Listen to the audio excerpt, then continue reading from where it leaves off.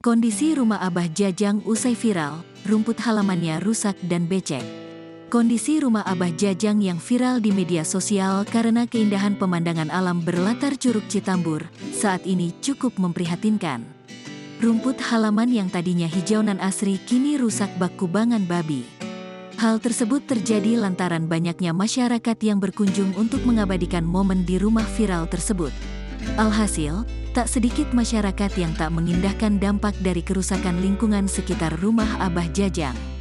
Kondisi terkini dari rumah Abah Jajang yang sempat viral itu kini telah rusak halamannya, dikabarkan salah satu netizen dengan nama akun @willykurniawanit di Instagram. Ia juga mempertanyakan siapa yang paling bertanggung jawab atas kerusakan yang ditimbulkan para pengunjung tersebut.